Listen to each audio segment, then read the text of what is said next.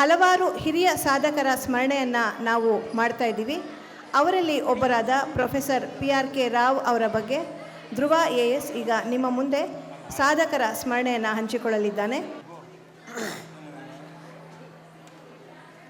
ಕೃಷ್ಣಾಯ ವಾಸುದೇವಾಯ ಹರಯೇ ಪರಮಾತ್ಮನೆ ಪ್ರಣತಕ್ಲೇಶನಾಶಾಯ ಗೋವಿಂದಾಯ ನಮೋ ನಮಃ. ತಪಸ್ವಾಧ್ಯಾಯ ಶುಶ್ರೂಷಾ ಕೃಷ್ಣಪೂಜಾ ರತ್ನಂ ಮುನಿಂ ವಿಶ್ವೇಶಮಿಷ್ಟತಂ ವಂದೇ ಪರಿವ್ರಾಟ್ ಚಕ್ರವರ್ತಿನಂ. ಇವತ್ತು ನಾನು ಸಾಧಕರ ಸ್ಮರಣೆ ಮಾಡುವ ಮುನ್ನ ನಿಮ್ಮೆಲ್ಲರ ಮನಸ್ಸಿನಲ್ಲಿ ಒಂದು ವಿಷಯವನ್ನು ಹೇಳಬೇಕು ಅಂತ ಇಷ್ಟಪಡ್ತೇನೆ. ಇವಾಗ ಎಲ್ಲರೂ ಯೋಚನೆ ಮಾಡಿ, ಒಂದು ಒಳ್ಳೆಯ ಗುರುಕುಲ ನಡೀತಾ ಇದೆ ಅಂತ, ಗುರುಕೃಪೆಯಿಂದ ಒಂದು ಒಳ್ಳೆಯ ಗುರುಕುಲ ನಡೀತಾ ಇದೆ. ಆ ಗುರುಕುಲಕ್ಕೆ ಸುಮಾರು ಶಿಕ್ಷಕರು ಬರ್ತಾರೆ. ಆ ಸುಮಾರು ಶಿಕ್ಷಕರಿಗೆ ಬರಲು ಸುಮಾರು ಮಾರ್ಗದರ್ಶಕರು ಇರ್ತಾರೆ. ಆ ಮಾರ್ಗದರ್ಶಕರು ಒಂದಿರಲ್ಲ, ಸುಮಾರು ಇರ್ತಾರೆ ಅಂತ ಅನ್ಕೊಳ್ಳಿ. ಈ ಸನ್ನಿವೇಶ ಹೇಳ್ತಾ ನಾನು ಯಾಕೆ ಇದನ್ನು ಹೇಳ್ತಾ ಇದ್ದೀನಿ ಅಂದರೆ, ನಮ್ಮ ಗುರುಕುಲಕ್ಕೆ ಪ್ರಣವಣ್ಣ ಅನ್ನೋ ಒಂದು ಅಧ್ಯಾಪಕರ ಹೆಸರು ಕೇಳಿರ್ತೀರ ಎಲ್ಲರೂ. ಅವರು ಈ ಗುರುಕುಲಕ್ಕೆ ಬರೋಕ್ಕೆ ಒಬ್ಬ ದೊಡ್ಡ ಮಾರ್ಗದರ್ಶಕರ ಆಗಿರೋರು ಪ್ರೊಫೆಸರ್ PRK ರಾವ್ ಅನ್ನೋಕ್ಕೆ ಹೇಳೋಕ್ಕೆ ನಾನು ತುಂಬ ಹೆಮ್ಮೆ ಪಡ್ತೇನೆ. ಪ್ರೊಫೆಸರ್ PRK ರಾವ್ ಅವ್ರ ಬಗ್ಗೆ ಸ್ವಲ್ಪ ಹೇಳಬೇಕಂದ್ರೆ, ಇವರು IIT ಕಾನ್ಪುರಲ್ಲಿ ಪ್ರೊಫೆಸರ್ ಆಗಿ ಕೆಲಸ ಮಾಡ್ತಿದ್ರು. ಹಾಗೂ ಅದಕ್ಕಿಂತ ಮುಂಚೆ ಇವರು GD ಅಗರ್ವಾಲ್ ಅಂದರೆ ಸಾನಂದ್ ಸ್ವಾಮೀಜಿಯರ ಸಹಪಾಠಿಯಾಗಿ ಓದ್ದವರು. GD ಅಗರ್ವಾಲ್ ಅವರು ಅವರ ವ್ರತ ಮಾಡಬೇಕಾದ್ರೆ ಇವರು PRK ರಾವ್ ಅವರ ವಿದ್ಯಾರ್ಥಿಗಳನ್ನು ಅವರ ಜೊತೆ ಹೋಗಿ ಅವರ ಜೊತೆ ಸಹಾಯ ಮಾಡಬೇಕೆಂದು ಪ್ರೋತ್ಸಾಹ ಕೊಟ್ಟವರು PRK ರಾವ್ ಅವರು. ಇನ್ನೊಂದು ವಿಷಯ ಇವ್ರ ಬಗ್ಗೆ ಹೇಳಬೇಕಂದ್ರೆ, ಇವರು ತುಂಬ ಅಧ್ಯಯನ ಮಾಡಿದ್ರು.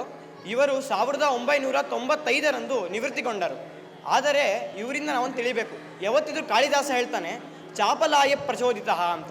ಯಾವುದಾದ್ರೂ ಒಂದು ವಿಷಯದಲ್ಲಿ ಆಸಕ್ತಿ ಇದೆ ಅಂದರೆ ಅದನ್ನು ನಾವು ಸಾಯೋ ತನಕ ವ್ಯಸನ ಇದ್ದಂತೆ ಮಾಡ್ತಾ ಇರ್ತೇವೆ ಅಂತ. ಅಂದರೆ ಅವರು ನಿವೃತ್ತಿಗೊಂಡ ಮೇಲೂ ಪೋಸ್ಟಿಂದ ನಿವೃತ್ತಿಗೊಂಡರಷ್ಟೇ, ಅಧ್ಯಯನದಿಂದ ಯಾವತ್ತೂ ನಿವೃತ್ತಿಗೊಂಡಿರಲಿಲ್ಲ. ಅವರು ಮುಂದೆ ಬಂದ ಎಲ್ಲ ವಿದ್ಯಾರ್ಥಿಗಳಿಗೆ ಪಾಠ ಮಾಡ್ತಾ ಅವರ PhDಗಳಲ್ಲಿ ಸಹಾಯ ಮಾಡ್ತಾಯಿದ್ರು. ಅದರಲ್ಲಿ ಅವರು ಮಾಡಿದ ಒಂದೊಂದು ವಿದ್ಯಾರ್ಥಿ ತುಂಬ ಕೀರ್ತಿಗೊಂಡಿದ್ದಾರೆ. ಅದರಲ್ಲಿ ತುಂಬ ಕೀರ್ತಿಗೊಂಡ ಒಂದು ವಿದ್ಯಾರ್ಥಿ ಬಗ್ಗೆ ಹೇಳಬೇಕಂದ್ರೆ, ಇವಾಗ IIT ಬಾಂಬೆಯ ಡೈರೆಕ್ಟರ್ ಆಗಿ ನಿಂತಿರುವ ಅಭಯ್ ಕರಂಡಿಕರು PRK ರಾವ್ ಅವರ ವಿದ್ಯಾರ್ಥಿ ಅಂತ ಹೇಳೋದು ತುಂಬ ಹೆಮ್ಮೆ ಆಗುತ್ತೆ. ಆಮೇಲೆ ಇನ್ನೊಂದು ವಿಷಯ, ನಾನು ಯಾವತ್ತಿದ್ರೂ PRK ರಾವ್ ಅವ್ರನ್ನ ಗಮನಿಸಿದಾಗ ನಾನು ಸಂಶೋಧನೆ ಮಾಡಬೇಕಾದ್ರೆ ಇವರು ಜೂನಿಯರ್ ವಿವೇಕಾನಂದರು ಅಂತ ನನಗೆ ಅನಿಸ್ತಿದ್ರು. ಯಾಕಂದರೆ ಇವರ ಒಳಗೆ ಇದ್ದಿದ್ದು ಭಾರತೀಯ ಚಿಂತನೆ, ಭಾರತೀಯ ವಿಧೆ ಇದ್ರೂ ಇವರು ಅದನ್ನು ಪಾಶ್ಚಾತ್ಯ ಭಾಷೆಗಳಿಂದ ಬೇರೆಯವರಿಗೆ ಅರ್ಥ ಮಾಡುವಂತೆ ಹೇಳ್ತಾ ಇದ್ರು.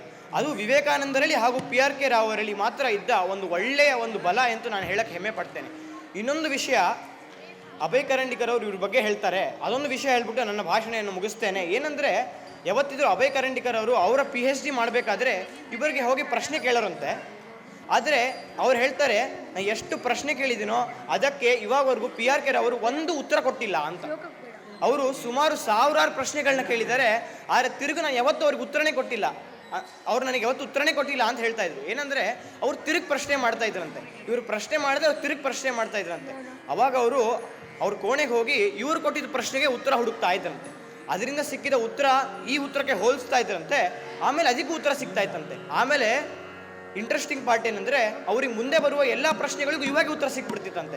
ಇದರಿಂದ PRK ರಾವ್ ಅವ್ರ ಬಗ್ಗೆ ಏನು ತಿಳಿಬೋದಂದರೆ, ಅವರು ಯಾವತ್ತಿದ್ರೂ ಬೇರೆಯವರಿಂದ ನಾವು ಡಿಪೆಂಡೆಂಟ್ ಆಗಿರಬಾರ್ದು, ನಾವೇ ನಮ್ಮ ಕೆಲಸಗಳನ್ನು ಮಾಡಬೇಕೆನ್ನುವ ಒಂದು ಪಾಠವನ್ನು ತಮ್ಮ ಒಂದೊಂದು ವಿದ್ಯಾರ್ಥಿಗಳಿಗೆ ಹೇಳ್ಕೊಟ್ಟಿದ್ರು ಅಂತ ಹೇಳ್ತೇನೆ. ಆಮೇಲೆ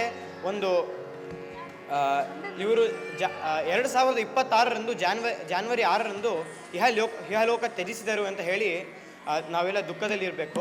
ಅದನ್ನು ಹೇಳ್ತಾ ನನ್ನ ಈ ಸಂಭಾಷಣೆಯನ್ನು ಮುಗಿಸ್ತಿದ್ದೇನೆ. ಧನ್ಯವಾದಗಳು.